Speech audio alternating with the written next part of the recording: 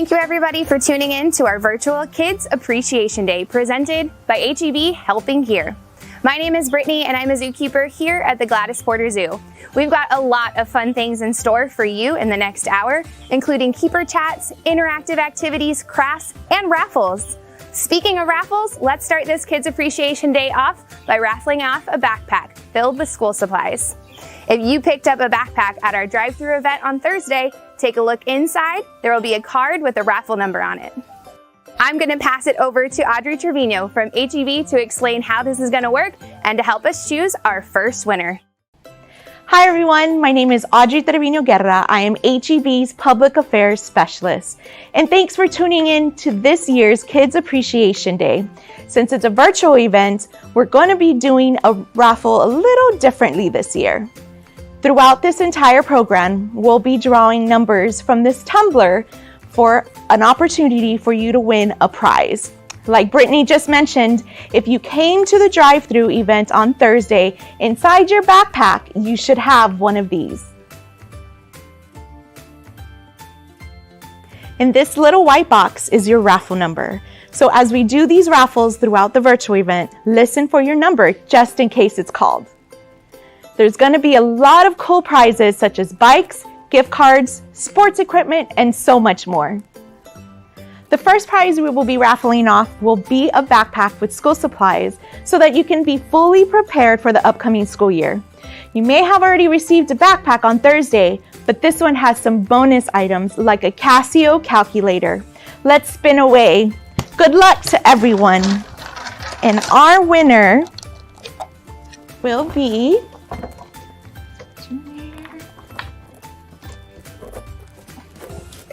the winner is 1430. Congratulations to winner number 1430.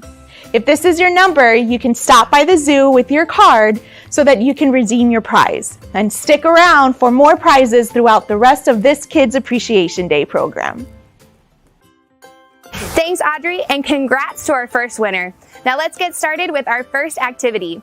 A great way to start off any morning is with some yoga. Did you know that yoga can help increase your focus, memory, and improve your performance in the classroom? It's also a great way for decreasing stress.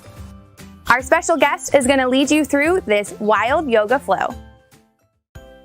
Hi guys, my name is Tanya, and this is Emma, and this is and we're here to read a story about the biggest, strongest, and fastest animals. And we're gonna do something cool with it. We're gonna do yoga poses. So we're gonna start. Animals live all around us. They crawl, walk, run, hop, swim, and fly. Some animals are too small to see without a microscope. Others, like the blue whale, are bigger than a house. There are animals that move fast as a car and others that take half an hour to cross the room. Here are some of the biggest, smallest, fastest, and slowest animals. They are the record holders of the animal world. So first off, we have the African elephant. It's the biggest land animal. They're about 13 feet tall and weigh about 22,000 pounds. Wow, they're big guys. So we're gonna do the elephant pose. And for that, we're gonna stand up. So we're gonna start off with our big elephant ears, an imaginary big elephant trunk. And we're gonna shake like elephants do. Here, shake. So shake your head, shake your ears. You can dance a little bit like elephants do. Nice. Okay, let's take a seat. Let's see what the next one is. And then we have the tallest animal, the giraffe. The male giraffes can be up to 19 feet tall. Females are a little shorter. And they have long, flexible necks. So let's pretend that we are a giraffe and then this is our long neck. But hey, they're taller, so we come up even taller. And then you know how giraffes drink water? Yeah? What do? Yeah, they go down, but they have really long legs too, so they open up their legs first, and then they go and drink water. Good job. Nice giraffes. Next one, we have the big blue whale. Wow, this is the biggest animal. Remember, they're bigger than a house. So, the whales have a blowhole. So we're gonna pretend that our belly button is the blowhole. So we're gonna come to our backs here. We're gonna pretend we're a big blue whale in the ocean. And they come up for air. So we're gonna go up for air too. So we're gonna take a nice deep inhale. And then go up with our blowhole, up the air, up in the water. Come back down. And then go above again. Last one, take a nice deep inhale. And blow up. Good job. Come back to sitting. What's next? Do you know? You do? The cheetah. The cheetah. The cheetah runs the fastest. Do you know the cheetah pose? Yeah? Yes! So we're gonna get to the back of our mat. We're gonna squat back here and we're gonna jump. Jump. I'll switch you mats. And I'll switch you mats. I'll go with it.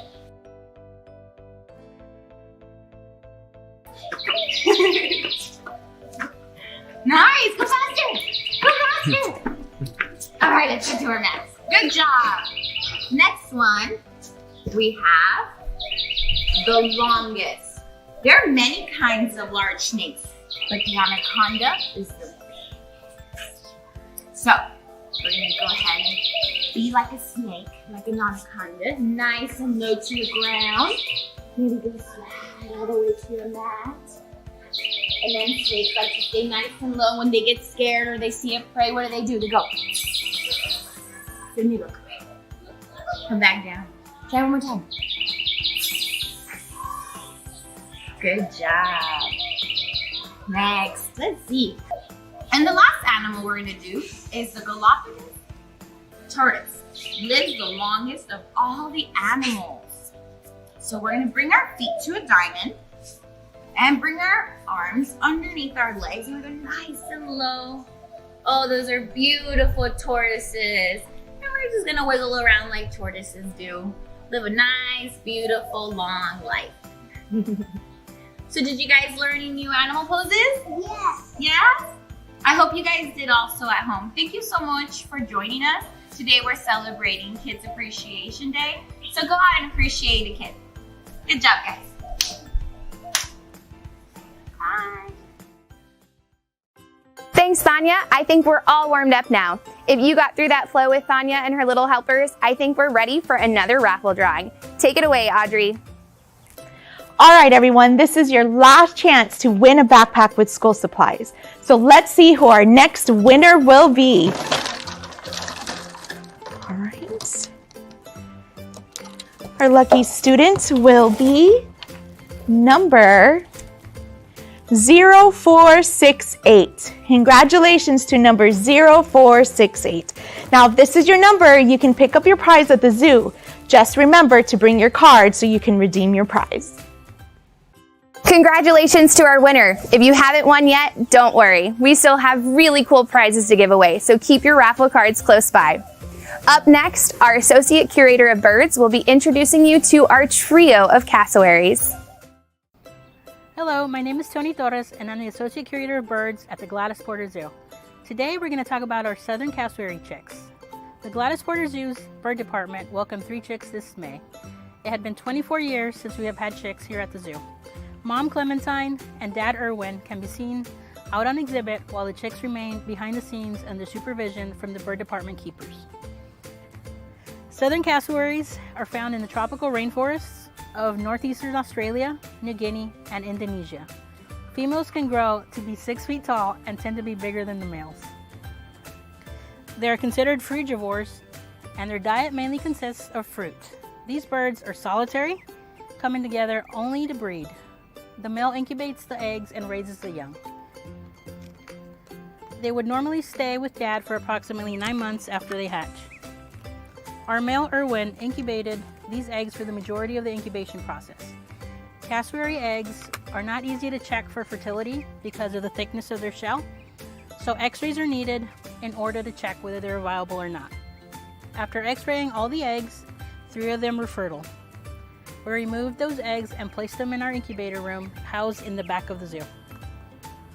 On May 20th, our first baby hatched, followed by the second on the 22nd, and the third shortly after on the 27th. They have been growing steadily ever since. Their routine includes daily outings to get exercise and sun. They eat a variety of fruits and seem to prefer blueberries for now. Another part of their daily routine includes getting weighed. We're starting to train them to voluntarily step on the scale in hopes that this behavior transfers over to when they mature and grow. On June 9th, blood samples were collected and sent off to the lab to determine their sex. The DNA sexing confirmed that we have 2 boys and 1 girl. The first and third chicks are boys and the second chick is a girl. They were also microchipped the same day. It is the same type of microchip that you might get for your pet dog or cat. Each microchip is unique and contains a series of letters and numbers to identify each individual. Our chicks are now 2 months old, and yes, they do have names. I named them after my favorite female soccer player, who is someone I admire. Tobin Powell Heath plays for the United States Women's National Team and is currently in Tokyo to play in the Olympics. Chick number 1 is named Heath, chick number 2 is named Tobin, and chick number 3 is named Powell. We'll be rooting for Team USA this summer all the way from the Gladys Porter Zoo. Zoo staff is currently working on finding a suitable area that can be baby-proofed so that our zoo guests have a chance to view and enjoy these remarkable baby birds. Thanks, Tony. Those chicks are way too cute. How cool is it that they're named after famous soccer players? Speaking of soccer players, our next guest is a professional soccer player with the RGV Toros.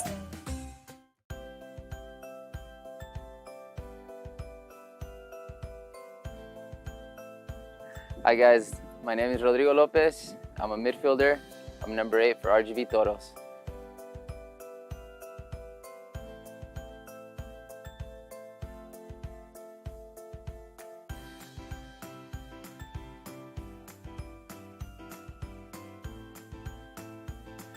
Since I could walk, my dad gave me a soccer ball, and I just remember falling in love with the game as early as maybe 2-3 years old. And ever since, I just really work on getting better, on improving day by day. You know, it's a game that I have a lot of passion for, and there's always room for improvement. So I'm always out training, trying to get better, and always enjoying it, which is the most important thing.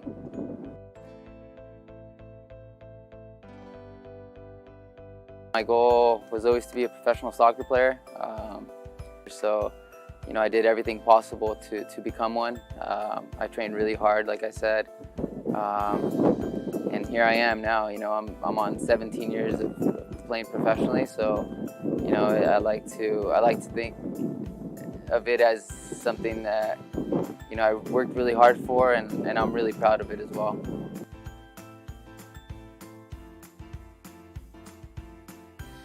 I finished high school. I had offers and scholarships to go to colleges, D1 schools, and I chose a different path, which was soccer. I went to Mexico to play for Chivas at a very young age. I was 16. So it had one goal, and that was to play professionally, and to go to Chivas at that young age was a dream of mine. Always, you know, I had to take that opportunity.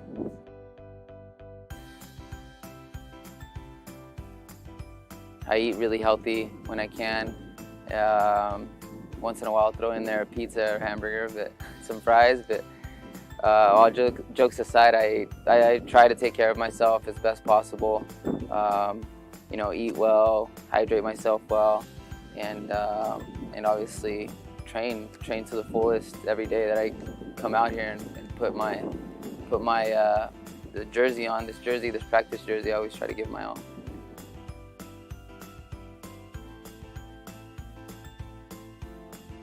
I had really good role models around me, helped me throughout my career. I was lucky enough to play with players that have, you know, a good trajectory and a good careers, and they've always guided me to to enjoy the game. That's basically, you know, what they told me. Work for what you want, you know, to keep your job. You got to come out every day and do your job. So have pride and passion for what you do, and just work hard every day, enjoy it. I think that's what I tell myself and remind myself every day. I always tell, you know, kids I coach or whoever asks me for tips or help, you know, I always tell them if they love the game, they have passion for it, just to go out and have fun. Always work on what you need to work on. There's always room for improvement. You know, you set a dream, set a goal, you could always achieve it by working hard. Thanks for joining us, Rodrigo. If you like sports, specifically soccer, you're gonna love this next raffle item. All right, so this prize is for all of our soccer lovers out there. The winner of this raffle will win a soccer ball, a goal net that you can set up in your own backyard. Plus, you will also be winning a meet and greet with the RGV Toros professional soccer player. Get your cards ready and let's see who the winner will be. Let's spin that around. Good luck to everyone. Okay. All right, winner is 0198. 0198. So if this is your number, congratulations. Since this is a two-part prize, this is how you will redeem them. So the soccer equipment and certificate can be redeemed at the zoo. And don't forget to bring your card with the winning number. Now, the meet and greet will take place at the HEB Park in Edinburgh on September 4th at 5:15 p.m. You will need to take this certificate to the meet and greet. But if you have any questions regarding your prize, please send the zoo a direct message on Facebook or call their front office. Awesome! Congratulations to our winner. You guys aren't the only ones that likes to play sports. The animals here at the zoo need to stay active too. With the help of all of our zookeepers, even our summer teen volunteers, our animals receive enrichment on a regular basis. We at Gladys Porter Zoo are so proud of our keeper staff and the work they do, not only with the animals in their care, but with the instruction they give students under their mentorship. Gladys Porter Zoo's summer teens come to us through a summer program overseen by our education department. For 2.5 months, our keepers mentor local high school age students from across the Rio Grande Valley and what it's like to be a zookeeper on a daily basis. Some of these responsibilities include preparing diets for our animals, preparing animal enclosures for the day, and even building enrichment projects for the animals in their care. These projects do a couple of things for us as a whole. The summer teens are encouraged to research the animals in their care with the guidance of their zookeeper supervisors. They set out to build activities which promote both mental and physical health in our animals. The process also provides students an opportunity to expand their critical thinking skills.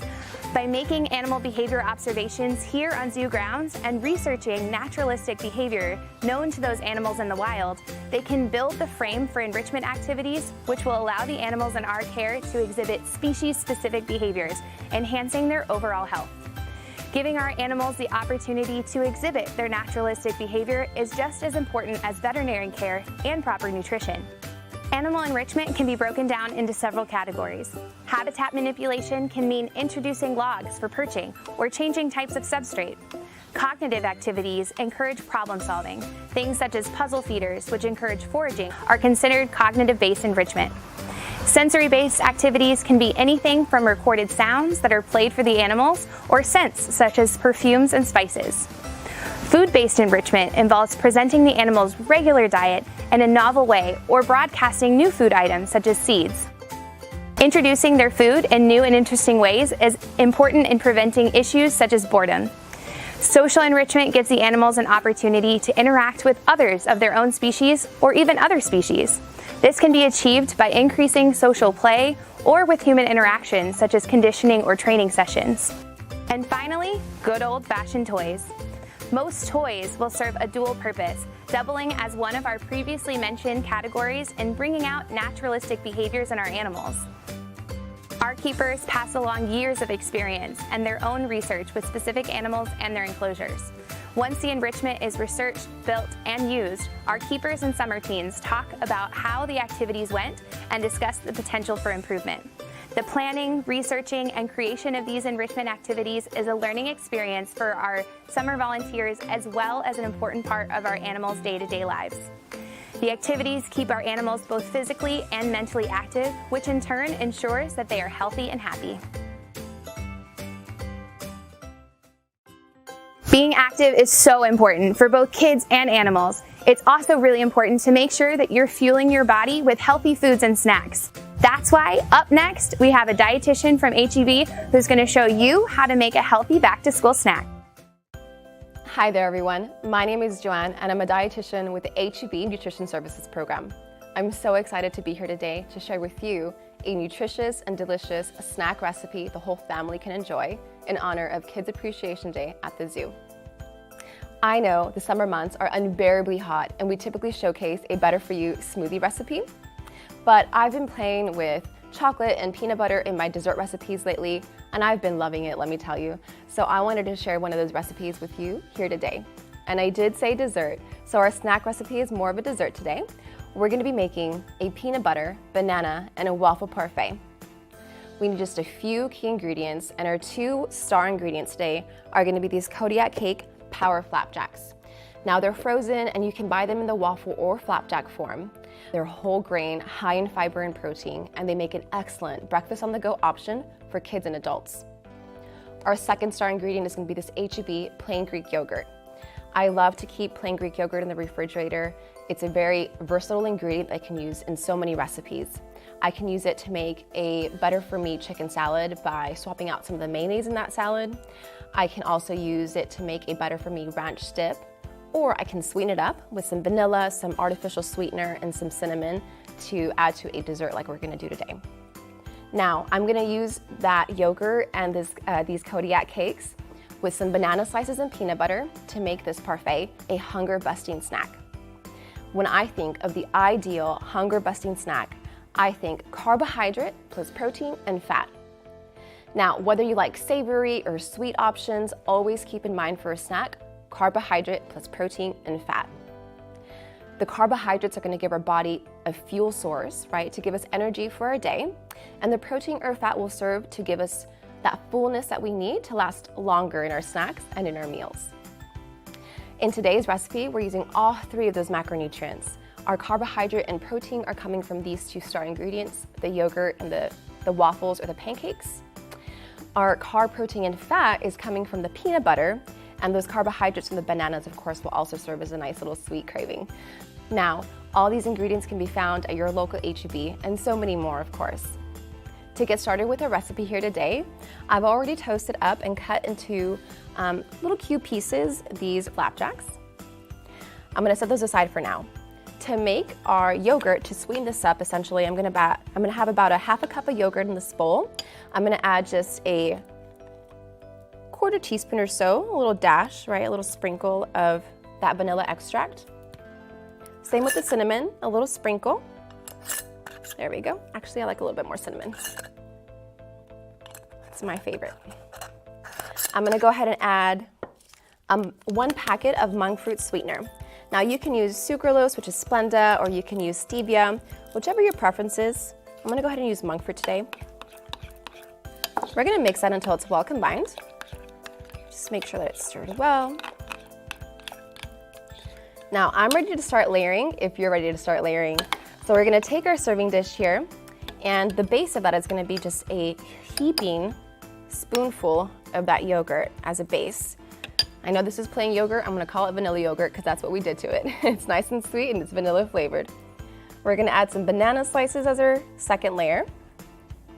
There we go. To that, I'll top that with just a drizzle of our Central Market peanut butter. It's my favorite, it's just peanuts. It's a great, simple peanut butter. Kind of layer that down and just top that with some of the flapjack. There we go, the chocolate chip flapjack. So you can add as many layers as you need. I'm gonna add just 1 more layer here we're gonna do another heaping spoonful of that yogurt, that vanilla yogurt. Kind of spread it out a little bit. There we go. Man, that smells good. We're gonna add in those banana slices. And this really reminds me of my childhood when my mom would make us banana pudding. So I'd probably consider this a little healthier version of that. We're gonna add another little drizzle of peanut butter. Just be careful there. Try not to make too much of a mess on my side. There we go. So each layer of peanut butter is about a half a tablespoon or so if you want to measure that out. Another layer of these Kodiak cake bits, like that. And that's pretty much it. I'm gonna go ahead and just do one more drizzle of peanut butter for the topping to make that nice and cute. There we go. Another tiny dollop of that yogurt. There we go. And then just crumble up some of these pieces. It's kind of like a topping. There we go. Really showcase some of those chocolate chips. And that's it. You've got a simple, nutritious, and delicious dessert recipe the whole family can enjoy. I really hope that you get to visit heb.com/recipes for more healthy recipes like this one. And I appreciate each of you for joining me in creating this delicious recipe. Until next time.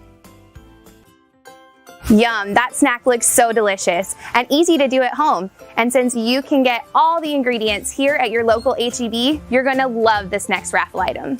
Let's go back to Audrey so she can tell you what it is. So this next item is going to come in handy for all of those parents out there. This prize is a $100 HEB gift card, so you can stock up on all your favorite healthy snacks and meals for back to school. Plus, we're throwing in this little cute lunch bag so you can pack the meal on the go. So ready with your raffle tickets, we're spinning away, and let's find out who our winner is.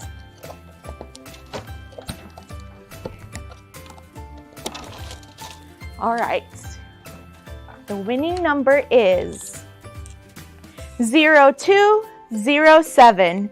So congratulations if you're number 0207. So if you're the winner of this prize, just like with all of the other prizes, you can redeem this one at the zoo front office. Just bring your raffle card so that we can give you this great prize. Congratulations. Awesome. Congrats to the winner of that HEB gift card. I'm jealous. Up next is one of our zookeepers, Ashley. She's going to be introducing you to an adorable zoo baby you may not have met yet. Hi everyone, my name is Ashley Solis and I'm a zookeeper here at Gladys Porter Zoo. I take care of a variety of hoofed animals, also known as ungulates. Some ungulate species I care for include the pygmy hippos, southern white rhinos, and one of my favorites, the dromedary camels. Today I'll be introducing you to our newest member of the camel herd. This baby, whose house name is Cusco, was born on March 16th of this year. He's been behind the scenes with his mom Jenny since then, but can now be seen on exhibit with the rest of the herd. We wanted to give Jenny and her baby plenty of time to bond before we placed them on exhibit together. Camel calves and their mothers share a very close bond. Babies will nurse from their mothers for up to 2 years, but will not leave their mothers until they are about 5 years old. This guy is over 5 months old, and his personality is already showing. He is very adventurous and really curious about his surroundings. He gets the zoomies several times throughout the day, and likes to keep his mama and his keepers on their toes. Camels are very social animals, and when they greet each other, they place their faces really close together and blow air into each other's faces. One fact that you may not know about baby camels is that they're born without a hump. And their humps don't actually store water. In fact, they store fat. If they go long periods without nourishment, their humps will begin to droop as their body breaks down the fat. But once they eat, the hump is restored to its normal shape. Of course, you won't ever see this with our camels because they have access to fresh food and water every single day. Camels are in fact herbivores, which means that they only eat plants. Here at the zoo, we feed them a diet of hay, alfalfa, and grain. This calf is still nursing from his mom, but he will eat the same food as the adults. He also enjoys browse, such as let plant. Baby camels can be born with much lighter fur, and sometimes even fully white. Once they get older, their fur gets darker and looks more like the adults. Camels have a dense coat that are made up of 2 layers. the guard hair, which is the coarse outer hair, and the undercoat, which is soft. Every year, camels will shed their coats to prepare for the hot summer months. Their wool can be collected and blended to be used as clothing or other textiles. Last year, we were able to collect some of their wool and had it made into a scarf and hat set for winter. If you haven't had a chance to visit the zoo this summer, try and swing by before our summer break ends. Our whole camel herd, including the baby, would love to see you here. Thanks for watching. Thank you, Ashley. Remember, included in your backpack is a coupon for free child admission with purchase of an adult admission ticket. You can use that coupon to come visit the zoo and see the camel herd and all of our animals before school starts. Up next, we want to show you how to repurpose something you probably have in your house and turn it into something useful for school.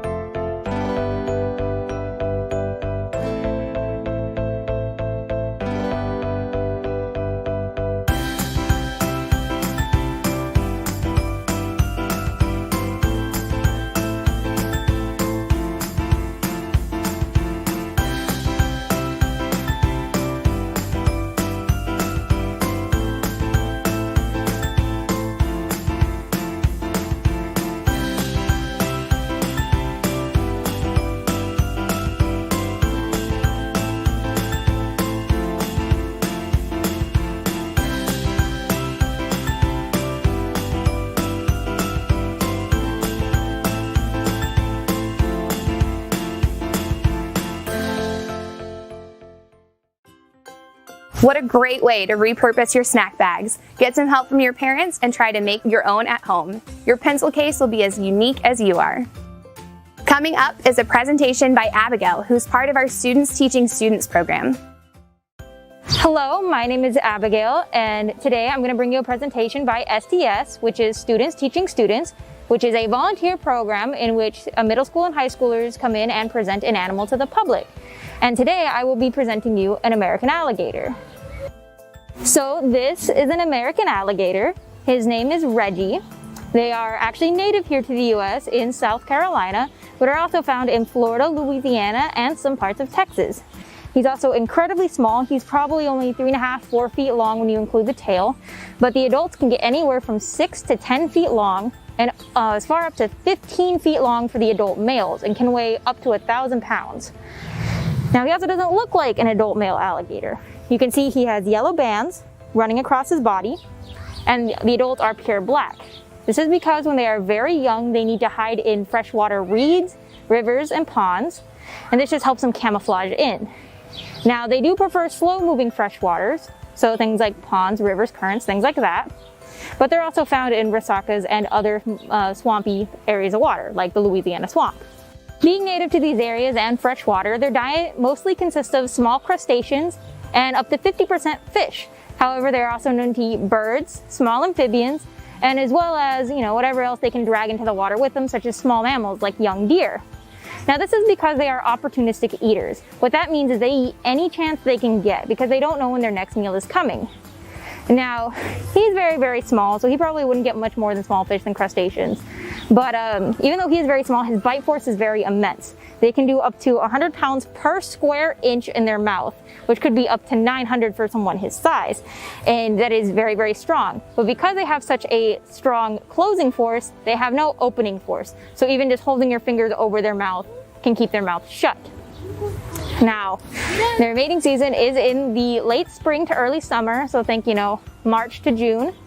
And the females will lay anywhere from 20 to 50 eggs.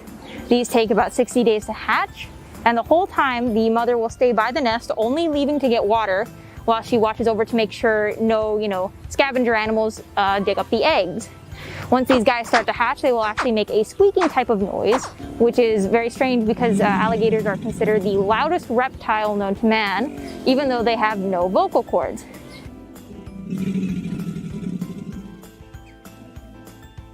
At this point, she will dig them up, put them in her mouth, and carry them down to the water. And then afterwards, she'll get slowly more aggressive until they swim off and live on their own. All reptiles, no matter the species, are equipped to raise themselves from the moment they're born. They know how to hunt, where to hide, things like that. So in reality, the only thing she's doing is just increasing their chance of survival by staying with them the first week. When they're small, they're actually a big threat to cannibalism. Larger gators do see smaller gators as a quick and easy meal. Because of this, they are not really safe until they reach about 4 feet in size and can defend themselves from older gators. So that's more or less when they start to lose the stripes and things like that. So you may notice he has these little claws, and alligators use that to dig burrows and mudslides so they can stay cool during the hottest part of the day. And they will actually slide down slowly into the water to help create these mudslides. This also helps when they're digging up their eggs and things like that. Now, in the water, they also have web feet that helps them swim, although they keep their legs mostly parallel to their body and use only their tail and the nerves under their stomach to help sense around. Alligators also have fairly poor eyesight like most reptiles, and especially in the water because they have a thing called a double eyelid. What that means is, like us, they have a normal eyelid, but underwater they have an eyelid that moves horizontally to protect their eyes from any parasites and bacteria that is in the water. And this just kind of blurs their vision a little bit, which they don't use anyways underwater. So what's the difference between an alligator and a crocodile? Most people say the shape of the mouth, whereas an alligator has a very rounded shaped mouth, a crocodile would have a very pointed shaped mouth. You can also tell by the teeth. When their mouths are closed, alligators' teeth all point downwards when you look at it from the side. But at crocodiles, the third tooth from the front always points upwards, and you can see them pointing up and down when their mouth is closed. Another common difference is that some crocodiles can survive salt water, versus alligators, all alligators are predominantly freshwater and will not be able to survive in salt water. Thank you all for listening to this presentation. My name is Abigail and this is Reggie. Thank you for your time and I hope you learned something new. Thanks for that informative presentation, Abigail. I think it's time for Audrey to do another raffle drawing. You're really gonna like this one. Welcome back, everyone. So you're gonna wanna grab your raffle cards for this one. We're raffling off this brand new 20-inch bike and helmet. And let's find out who the winner is. Good luck to everyone.